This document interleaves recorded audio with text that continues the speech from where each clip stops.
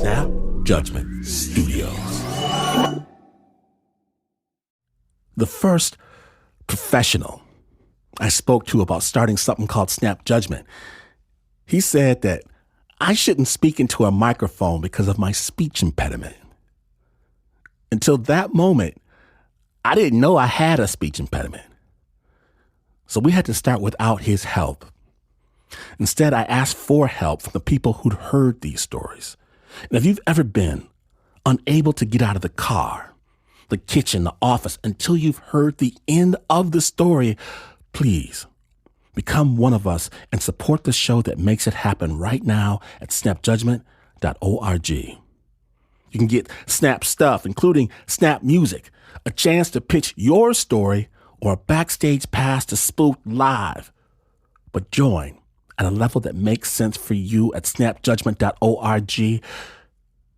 It is the joy of my life to bring you these tales. Please know that Snap storytelling, narrated by a guy with a speech impediment, simply doesn't happen unless you make it happen. So I'm asking, from one snapper to another, please stop the show for just a moment, and make it happen at snapjudgment.org. Thanks.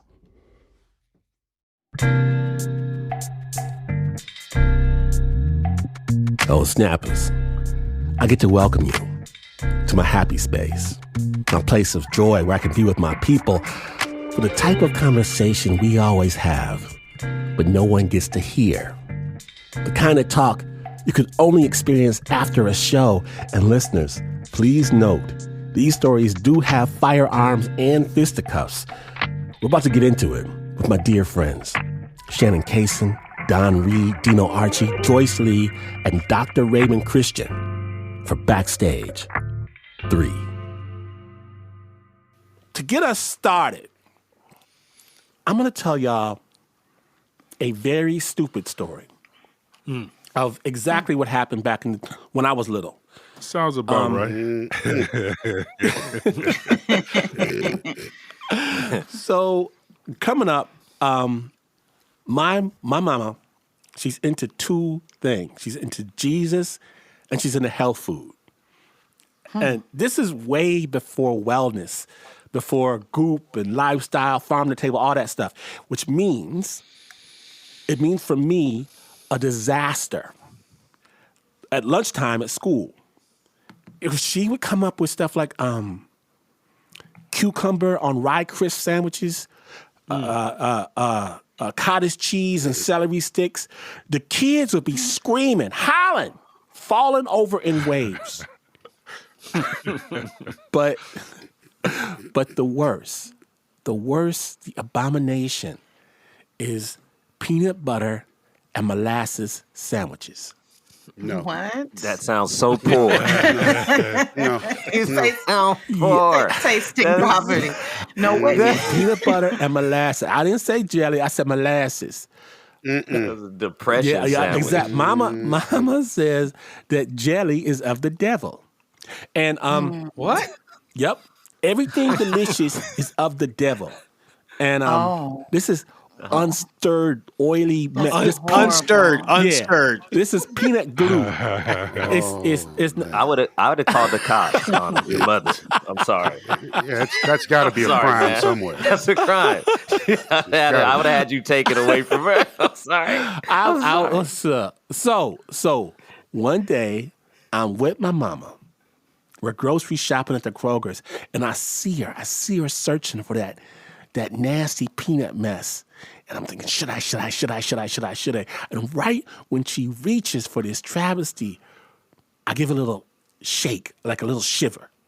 She's like, boy, what's wrong with you?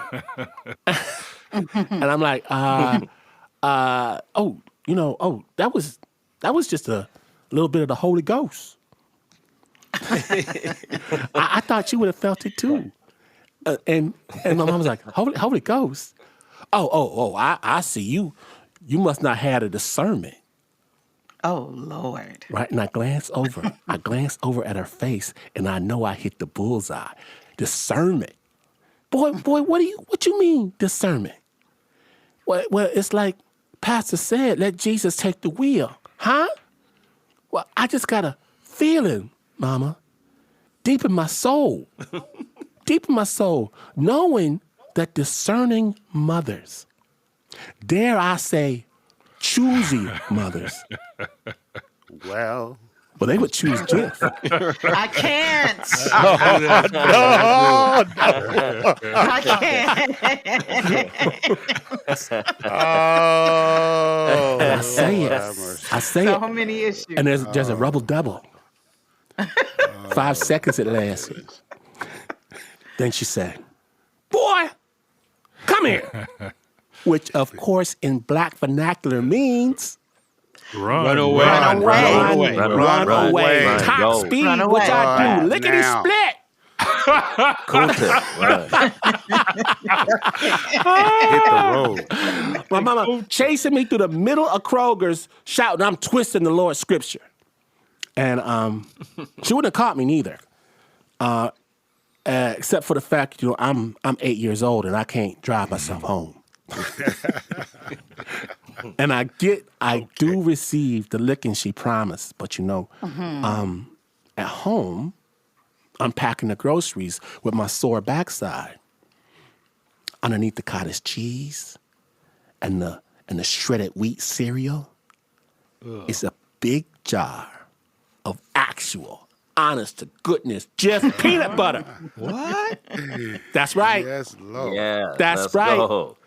Let's go. The Lord The did Lord provide. Yes, Dear Won't he do Lord. it? Won't he Thank do you. it? Won't he do it? Won't he will? Won't he do Won't it? he Won't he will? will? Won't he will? guys are Yes, hilarious. Lord. Yes, Lord. Well, And I Let's go. say all of that to say this, friends, Romans countrymen, lend me your ear I because cannot. today on the Backstage episode, some of the finest storytellers in all the land, the super friends of storytelling, are gathered to consider stories about the most precious institution of all, family. Welcome. So thrilled you're here again. And let's begin. Shannon, Yes. do you have a story to share with us about family? Oh, yeah, always. I drove from Chicago to Detroit. It's a short, full 5-hour drive, depending on how I want to drive and how I'm feeling that day. But I'm going home for Thanksgiving. And home is Detroit. I'm recently divorced, moved to Chicago. Most of y'all know my ex-wife. I moved to Chicago to create a little distance between me and my second ex-wife. I got a few ex-wives, Cindy, but we we still good friends. Me and Cindy still like best friends, So hopefully it'll stay that way. But I felt the green light to kind of move to Chicago because everything was stable in Detroit before I left. Nice home, my daughter Zoe. Glynn know my daughter. Yeah. My daughter doing really well, excellent student, confident personality. Everything is good. Home is safe and secure. And I'm there all the time too, so I'm always in Detroit. But as soon as I was packing the U-Haul to leave Detroit, my ex-wife's son was packing the U-Haul to move into the house with his family. Her son and his girlfriend, they have 4 kids, so it's a lot of them. And the kids was playing with a lighter, burnt the house down. Whoa.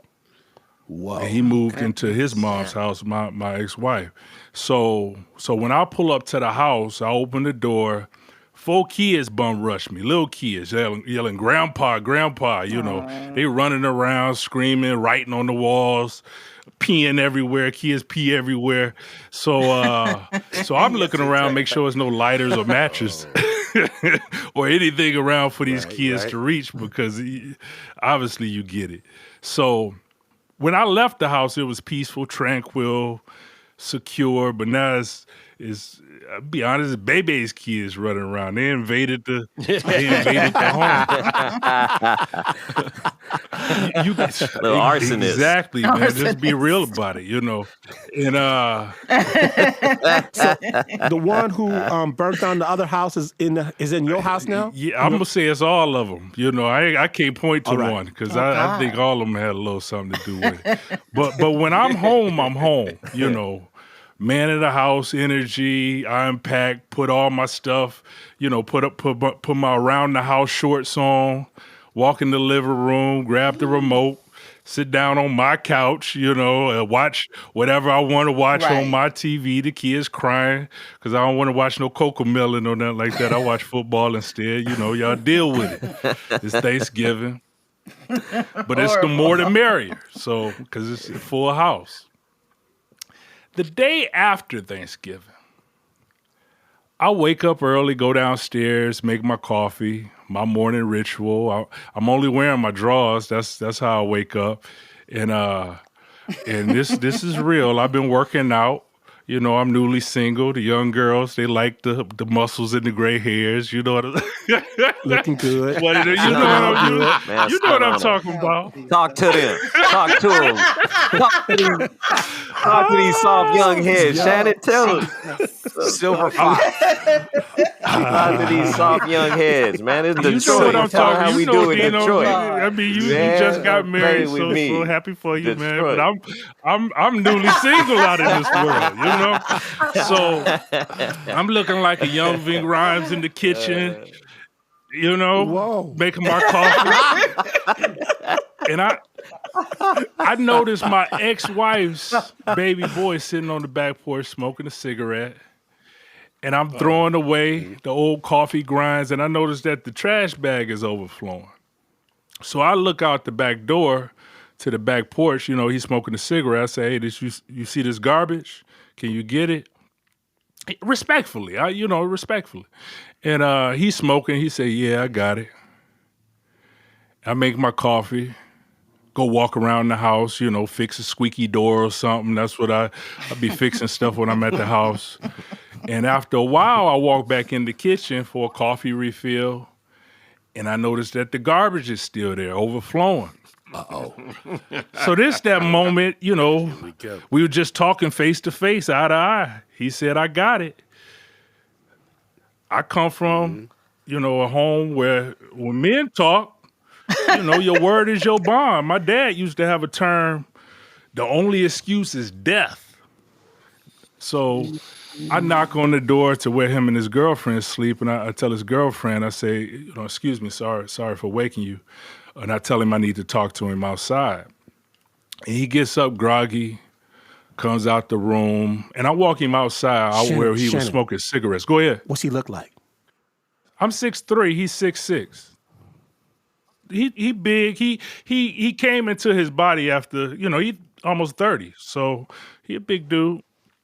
So we go out to the back porch out where he was smoking cigarettes. You ain't hear me tell you about that garbage? He said, I heard you. I was going to do it when I got up. These young guys, they talk with a mumble. It's all the mumble rap. All that mumble rap. It is mumble rap. It is. So I'm like, what you say? You ain't talking to your mama. Speak up. Talk like a man. I ain't hear you, boy. Ooh. Ooh. He like, man, you tripping. And he goes to turn his back on me, walk back in the house. So I pull him back in front of me. And now we screaming at each other. And it's kind of funny because he dressed in shorts and a tee for bed like he playing basketball. He tall, 6'6". And I'm in my drawers. It is cold outside, yelling on the back porch. Oh my God. I don't want to fight him. I just want him to be responsible in the house instead of playing video games all day, drinking all day, smoking cigarettes all day with 4 kids looking at him, Become the man of the house. If not for this house, for your own house. And after a while, we go back inside. We start to reason. We start talking. He telling me about, him just being frustrated with life, the house burning down, the kids running wild, the working nights, low pay. and how he's always tired. So I put on some clothes and he poured himself a drink from the bar. Actually, my bar. It's still early in the morning, but it's the day after Thanksgiving. My bar. That's an alpha. That's an alpha. Exactly. My bar, my vintage bar from the. I'm bragging on my bar. That's from the movie Goodfellas. I can't take it with me. It's still at the house because I'm in an apartment right now. I'm in that divorced guy apartment. That one bedroom. Yeah. Everybody know that apartment. I love that too. You know that apartment. Yeah, we all been there. I wasn't even married when I lived there. Actually, my liquor that he's drinking, this Detroit Distillery bourbon, is good bourbon. I like bourbon. Ray know what I'm talking about. But then I say, all this talk, I say, but that garbage still there. You got to get that garbage, man. And he get mad because he's sharing his bitter life story for the pity party, and I'm still focused on the garbage. But I come from first things first, and he's like, you don't even live here. I'm like, I'm always here, even though I'm not here. Wow. Matter of fact, you drinking my Detroit Distillery bourbon from my vintage bar from Goodfellas. You know what I'm saying? So Right. so we start screaming on each other. Oh. The slow burn part, back and forth. And by now the whole house is up. His girlfriend, my ex-wife, the 4 kids, all under 10. Zoe, my teenage daughter, the cat, And we arguing about the garbage. And at one point, he was like screaming at the top of his lungs, and he like stuck out his face to scream louder.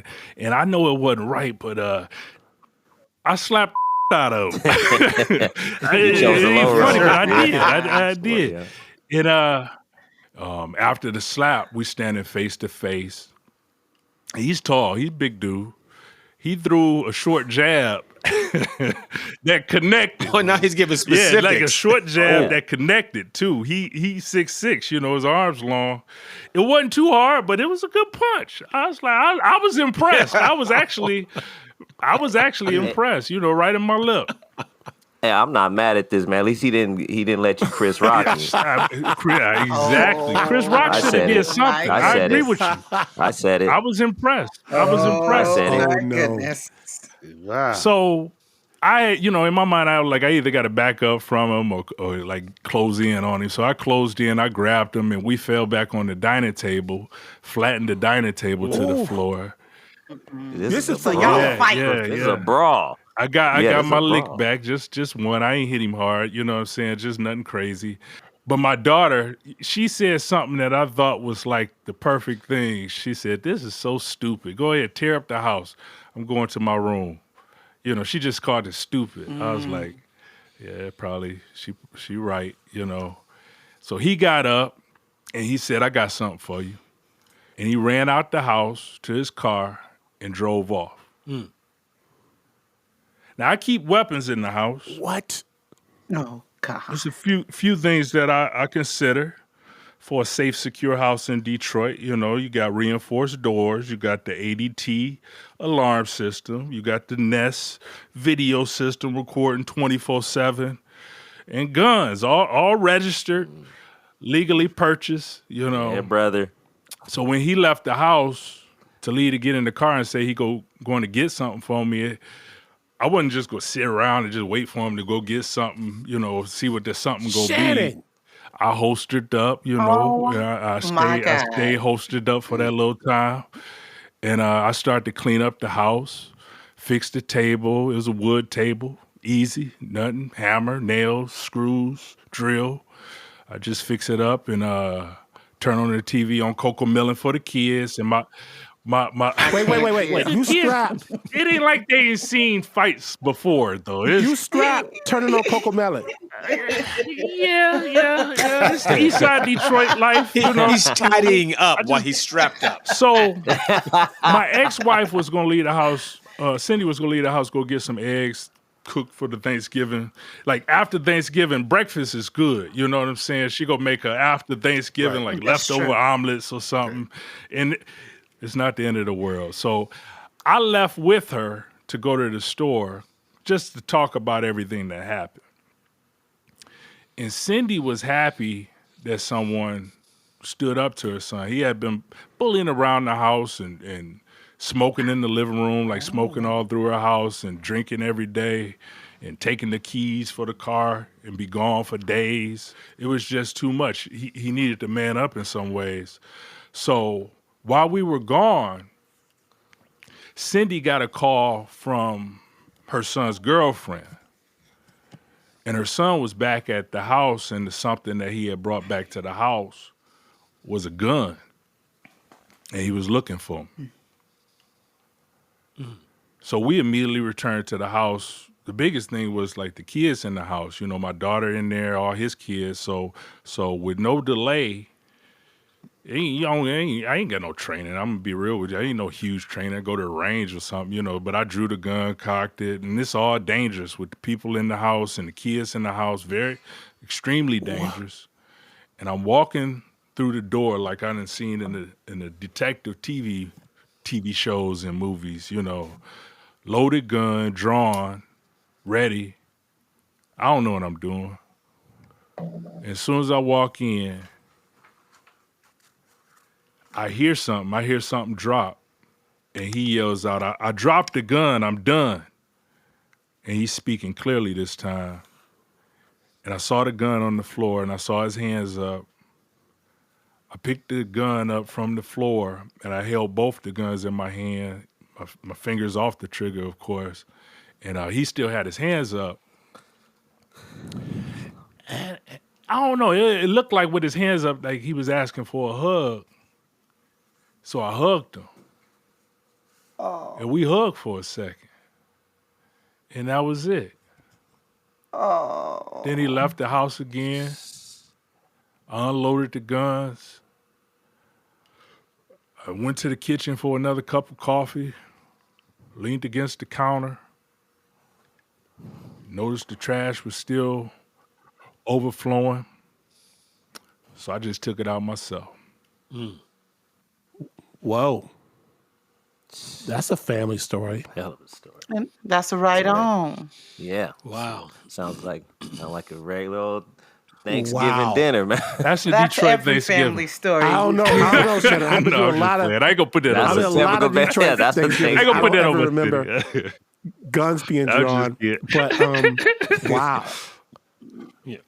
Almost a shootout great story. Thanksgiving. Yeah. Yeah. Well, thank you for that. Thank you. Can we have a postscript? What's going on with y'all now? I'd be real. We talked a little bit afterwards, but it's not any heavy contact, and it's it's a challenge. But I think time, life, everything will create understanding over time. But we did talk, and I talked to his dad too.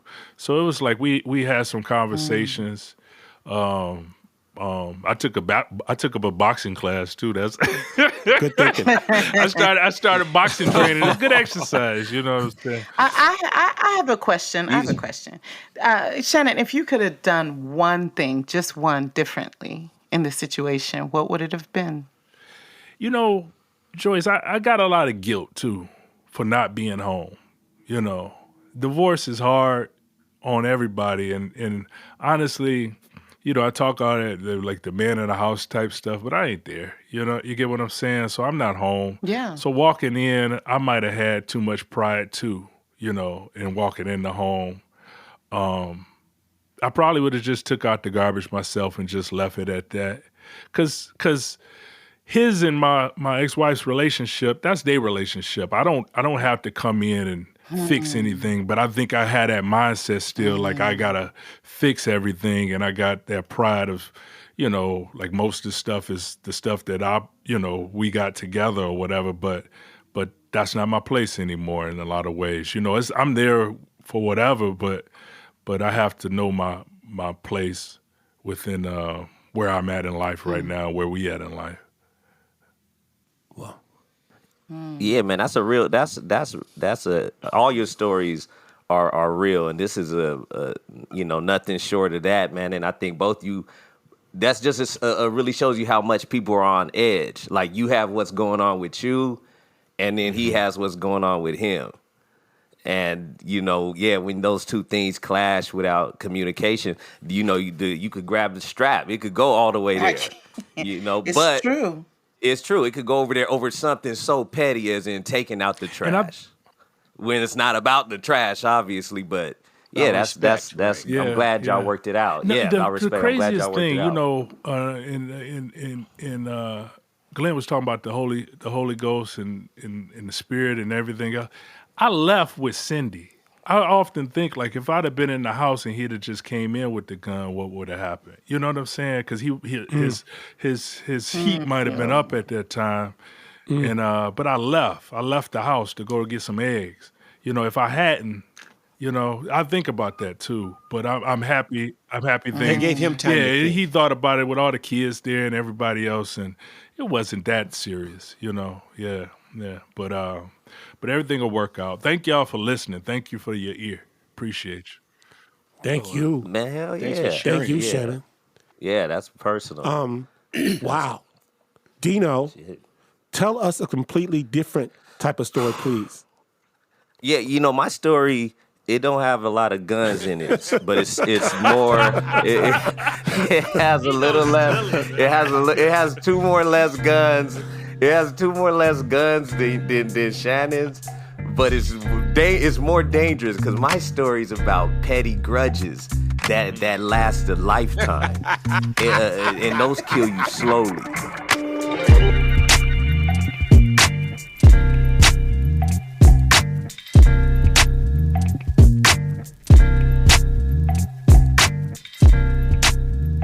Oh, Snap Judgment is about to get petty with the king of the low road, comedian Dino Archie.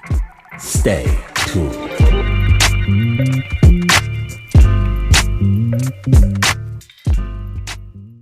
Snap Judgment is brought to you by Progressive. Progressive helps you compare direct auto rates from a variety of companies so you can find a great one, even if it's not with them. Quote today at Progressive.com to find a rate that works with your budget. Progressive Casualty Insurance Company and affiliates. Comparison rates not available in all states or situations.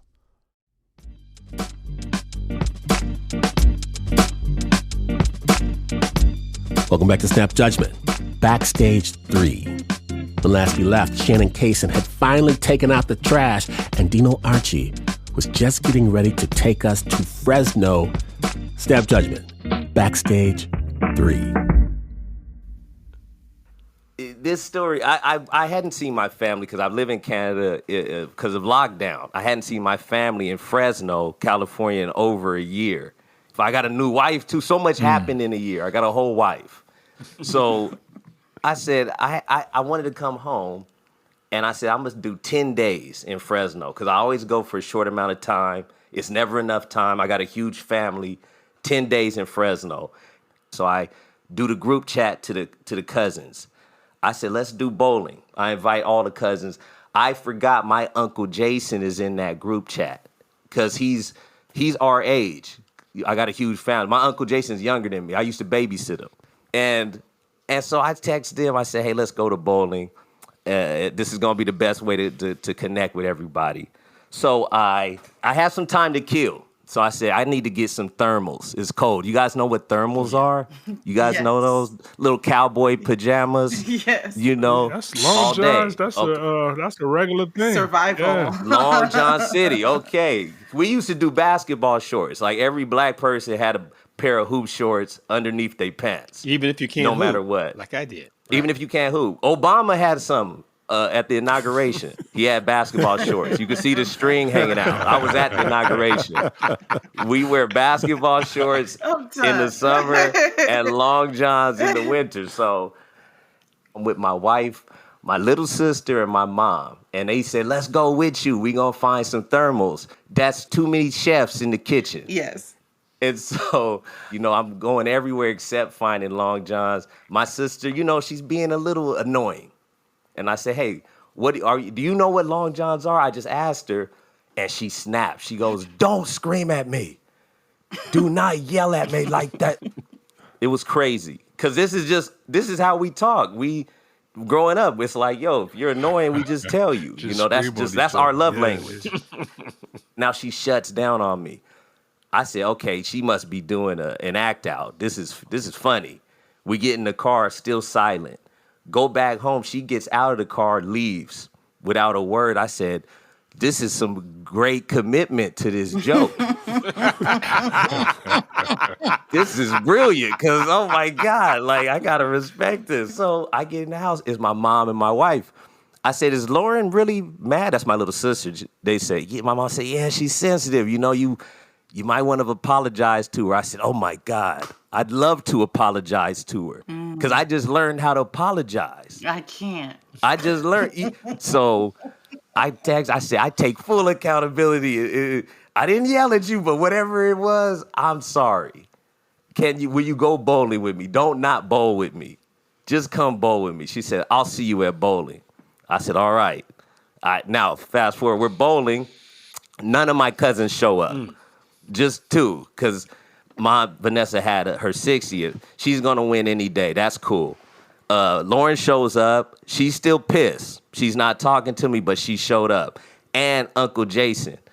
He tells me that my aunts are mad at me because they didn't get the invite. I said, how? To bowling, because I sent it to my cousin. Well, I just sent it to my cousins. It was a cousin thing. But my uncle, he was in the cousin thing. I said, how did my aunts find out? He goes, I told them. I snitched on you.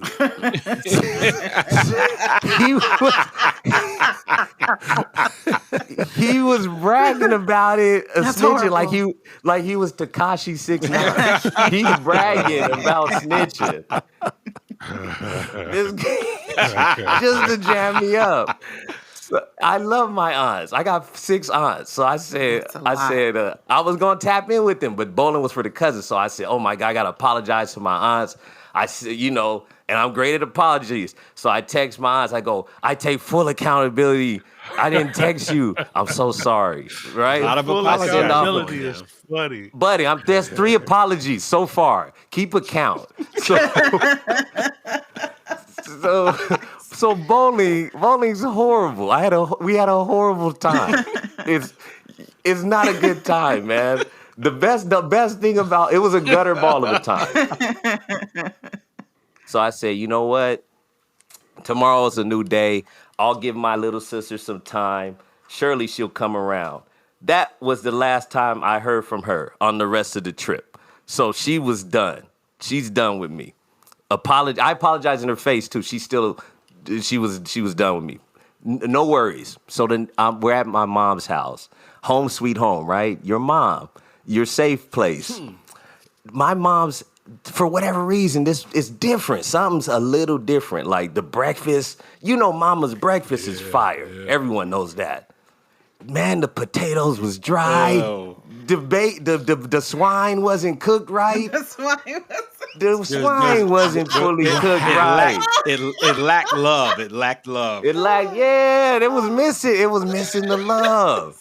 This is my new wife I'm with. Come on, Ma. Put a little razzle dazzle on this. Put some jelly. I don't want no molasses breakfast.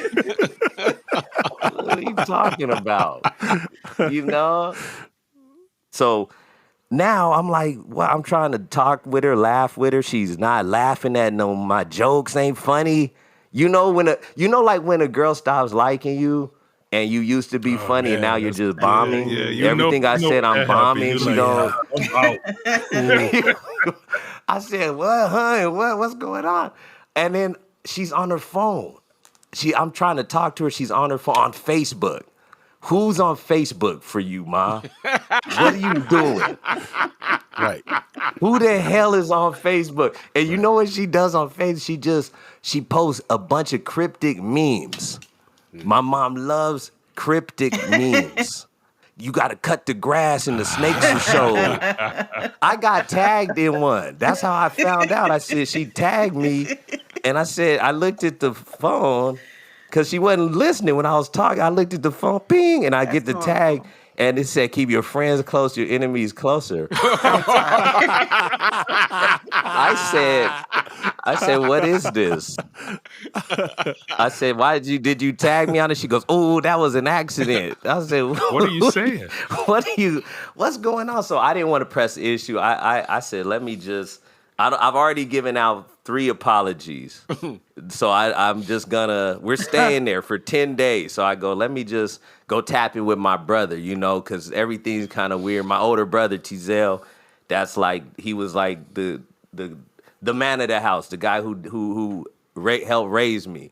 So I go over there and I say, hey, man, this is kind of the vibe. What's how? He goes, yeah, it is the vibe. It's weird. It's late. I said, how long has it been like this? He said, since lockdown. Ma hasn't been by here, since lockdown. I said, why? He said, him and my mom and his wife, some stuff had happened, but one of the main things was my mom got a new place. My brother's wife is over there, and my mom offered her the tour. If someone gets a new house and they go, hey, would you like me to show the house? If you don't say yeah, then it's let me tell you something about let me tell you something about the tour. There's a hierarchy of insults and bad things that have happened in the world, right? I won't put them in any order, but I'll tell you what, like slavery, right? That's a bad thing. Slavery's not good, right? And not taking the tour of somebody when they say,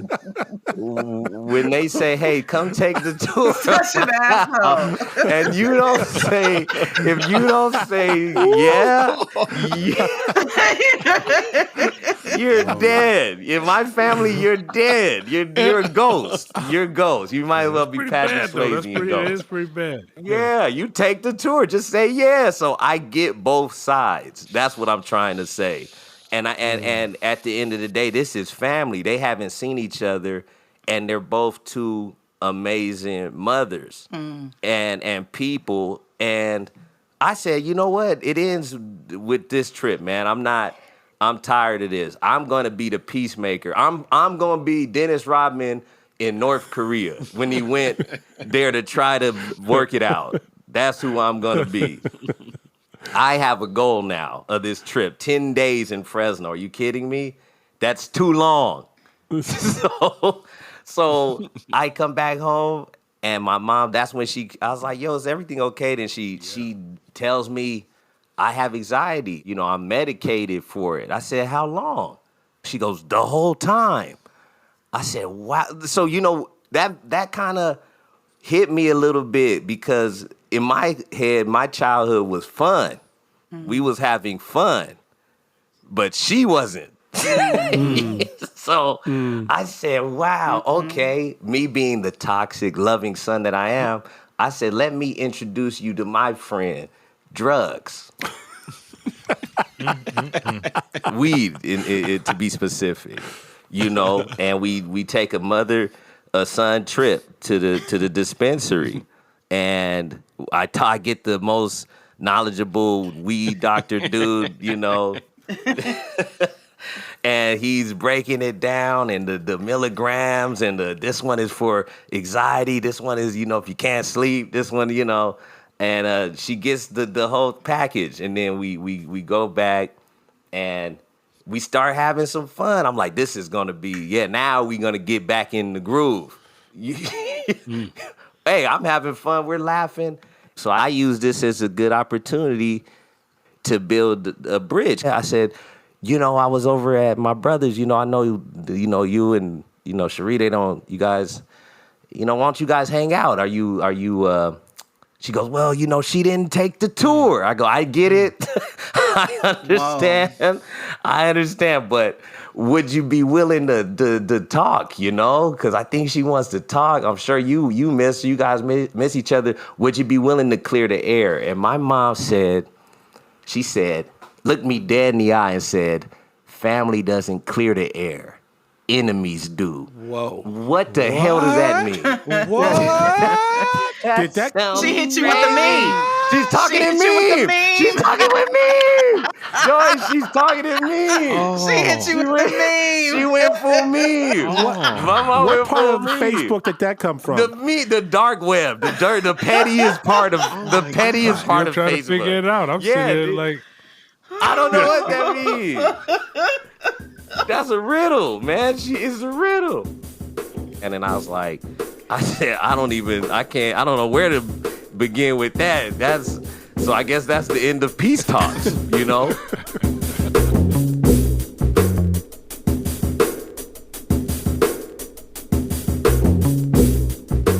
All right, friends. Will Dino ever be able to clear the air? This is not over. Backstage 3 returns in just a moment.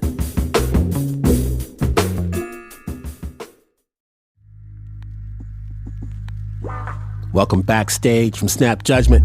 My name is Glynn Washington. I'm here in the corner with storytellers Joyce, Don, Ray, Shannon, and when last we left, Dino Archie was home in Fresno on a peacekeeping mission that had gone off the rails. Snap Judgment, Backstage 3. I go to bed defeated, man. It was like, oh, man, that did not go. It went very much like the Dennis Rodman peace talk. Now I get him. I get how hard what he tried to do was. And, and the rest of the trip, I'll land my plane here soon, but the rest of the trip, I'm dissenting.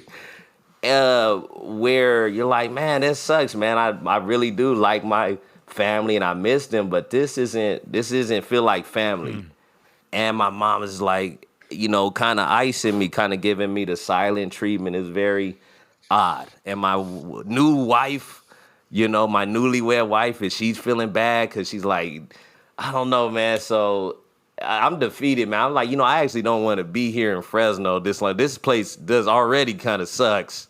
And, I don't have friends, so I've trimmed all the fat.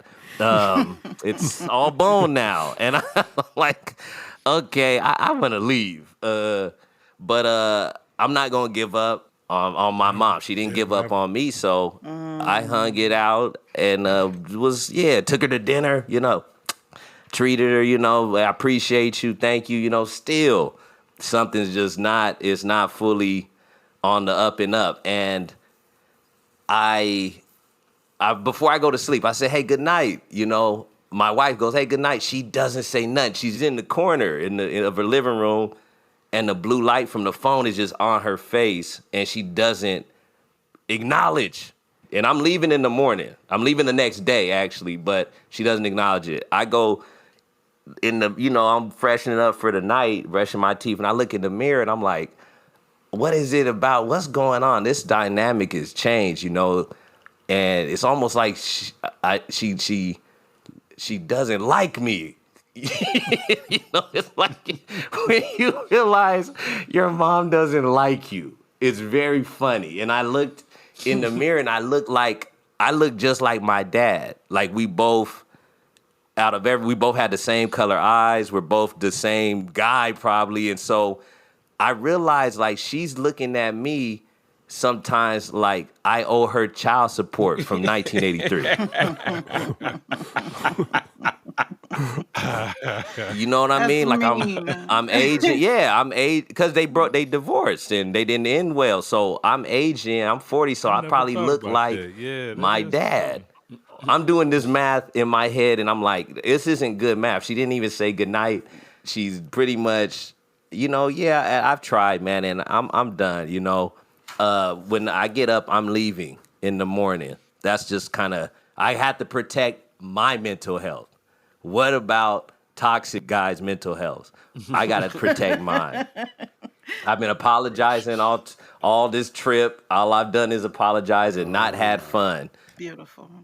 I wake up. My wife wakes me up. I said, hey, we're just leaving, so get your stuff and we're going. And then she said, I think your mom's cooking breakfast. I go, man, hell no. I'm not eating breakfast. No. And then so, because she's giving me nothing. I've been trying, but she's giving me nothing. She knows I'm leaving. She knew last night. It is what it is. Either way, I'm a lover no matter what. But this trip just didn't go well. So I get up. And she's cooking the breakfast. She goes, oh, I cooked breakfast. I said, I'm not hungry. She goes, okay, throws it in the trash. Whoa. Ooh. I said, not a problem. Where's the dumpster? And I empty the trash. Like Shannon, how you wanted your guy to do? Yep. Not a problem. Wow. I'll throw this. You throw it in the trash, I'll throw it in the dumpster. We could get petty. Right. I learned it from the best. So I take it. I said, "Where's it to show me the dumpster?" You know. And then she walks me out. I throw it in the dumpster, and I had already been trying to talk for 9 days, so I don't got much to say. And I'm starting to pack, and she goes, "Hey, did you have a good time?" I said, "No, I had a horrible time." I said, "But either way, I miss you guys, and I love you guys, and it's, you know, it is what it is. Not every trip has to be great, you know." And she said, "Why?" I said, "I don't think you want to listen, you know." She said, "No, I do." I said, "Yeah, I'm trying to make things happen for, you know, build bridges and, you know, and the enemies." I said, "I still don't even understand what that means. Family doesn't air things out. Enemies do." I said, "What does that mean? How can I, you know, if you hear something like that, that makes you feel a certain way." So she said, "It's important. You're important to me. I didn't notice how you felt." And we had a heart to heart, man. And so I left on a good note. I didn't solve the peace talk at that time. I had a horrible time, but, you know, I know that my mom, she might not like me right now, but she loves me. And that's all your mom and your family's job is their duty is to love you. They don't gotta like you at all times, but they should love you, and she definitely does and did. So, you know, that's then I got the hell out of Fresno. The end. This is a terrible story. Marvelous. This is a terrible story, you know. No resolution. The moral of Your the story parents gotta is- love you. But you don't have to like. Yeah. That's kind of like And that you should There's a lot always of leave morals. Fresno. There's a lot of morals in that. That's why I said no good deed goes unpunished, and can't. the Lord's work isn't easy, and you know, those are some of the themes in it. And I do have an update though, you know, because my mom, she didn't talk to me after that, you know, and I was the one always calling her and all of that, and I started looking at the phone line. I go, you know, when it's always going out and nothing coming in, it makes you feel a type of way. And I was like, you know what, I'm gonna just chill. I'm taking Mother's Day off. How about that? Ooh, you didn't. Oh, I sent a message, man, but not flowers. Last time I was sent flowers and gifts and all that, and I'm like, I'm broke. No Mother's Day gifts. But she called me. And I said, hey, my house. I'm having a great Mother's Day. I miss you. I said, that's good. I miss you too. I'm glad you're having a good time. And then she said, oh, and also I sat down with, Cherie, my sister-in-law, her daughter-in-law, and they worked it out. And they cleared the air. So there is a good story. It happened later, and I didn't get any thanks for it. It's hilarious. But it still happened. So, no, there's some light at the end of the tunnel. You pushed the ball down the hill. It took a minute for it to get down there, though. I know, man. Wow. I told you guys it was going to be what it was. Isn't another moral to the story, always take the tour? Always take the tour. Always take the tour. Always take the tour. Always take the tour. Absolutely. Thank you guys for listening and Thank you, help Dino. walking me through that. I just want to thank everybody. This was great. Thank you for taking us inside the backstage episode. Backstagers. Yeah. That's right. Another classic. Another classic.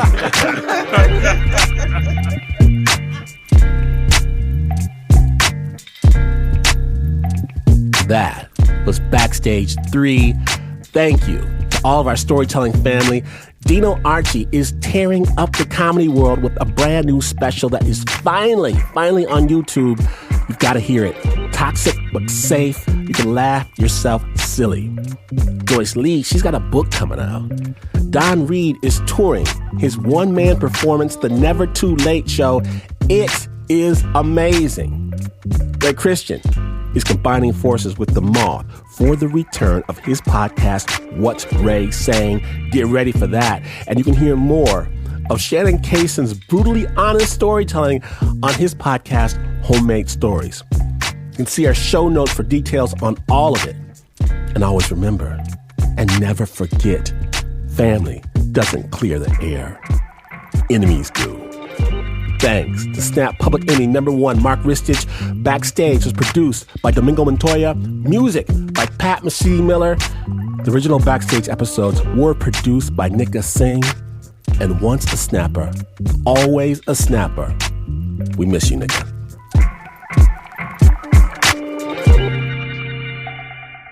See? Life is a story, and stories are life.